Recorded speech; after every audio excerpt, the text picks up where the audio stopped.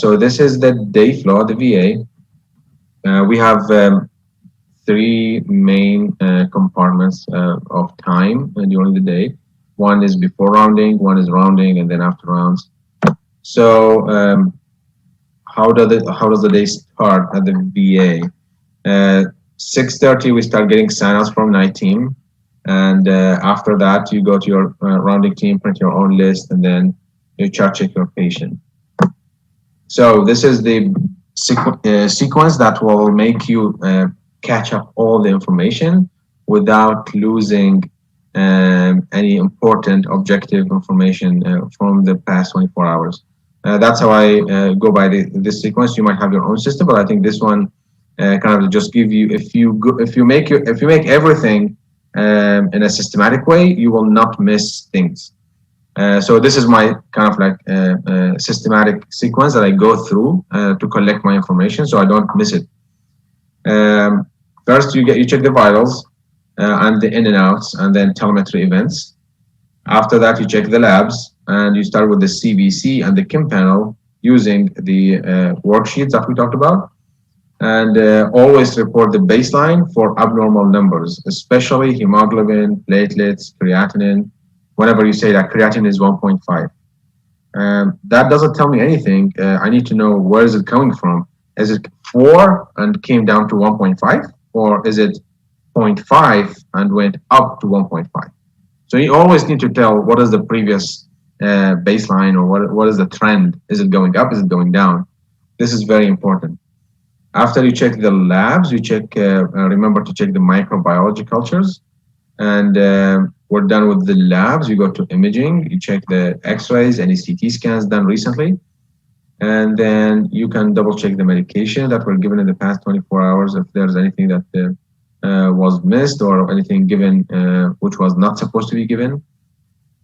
And then I go to the notes tab for the past 24 hours, and especially like the nursing notes, if the consultant drops any new recommendation, and I go from there.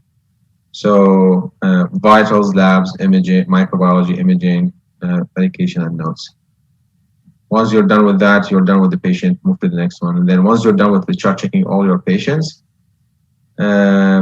these are just like some tips about CPRS chart checking.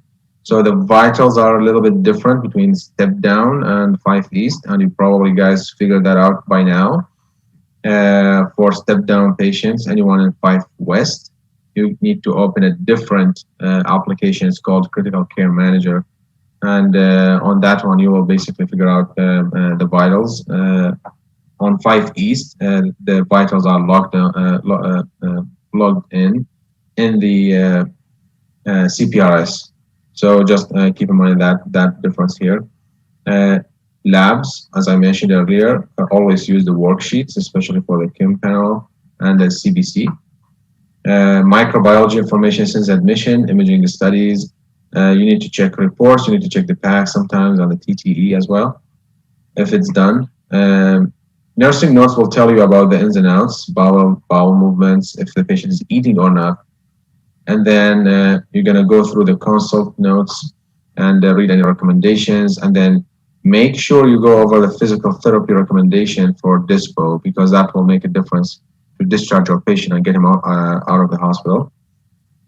So these are basically like, you need to write them down and make sure that you have all the information listed.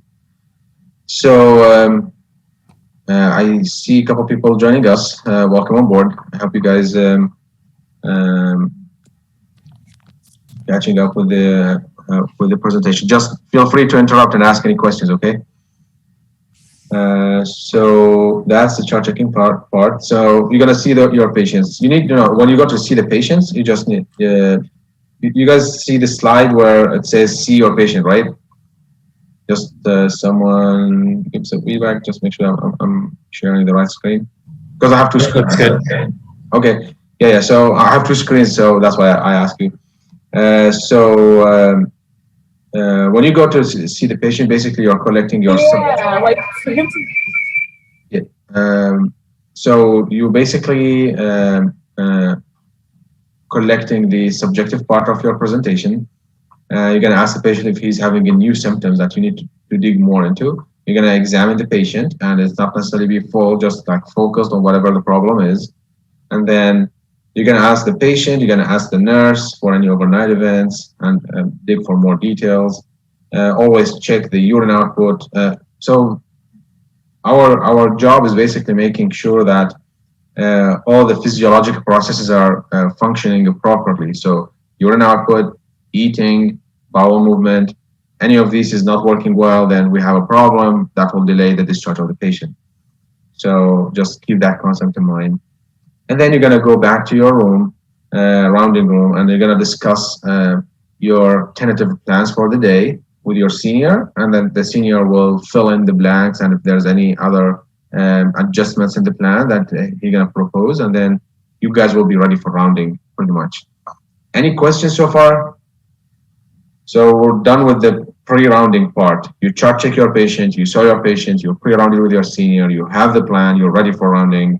Any questions? Is that obvious so far? Okay. So moving on. Just keep in mind these little tips. If the patient is more altered than baseline, tell your senior and don't delay that until rounding. Tell right away. If he's altered, if he's changing, so you're the one who's seeing the patient every day, okay? You know your patient more than anyone else on the team. You know the patient more than your attending. You know the patient more than your senior. You are the one who is in direct contact with your patient. If the patient looks different, tell someone. And then you're going to check his GCS orientation all the time. And then always pay attention to the little things like the Foley catheter, if it's necessary or not, the lines and the wounds. Always take the dressing, look at the wound yourself. And this is something that need to be checked on daily basis, so we don't miss little things here or there. And if sometimes like we admit a patient and he have like some wound, nobody was checking on the wound, 3 days down the road, nobody is looking at that, and it's just getting infected, more pus in there, and he's becoming septic now. So we don't want to be in that situation, basically. We need to be aware of what's going on with our patient, okay?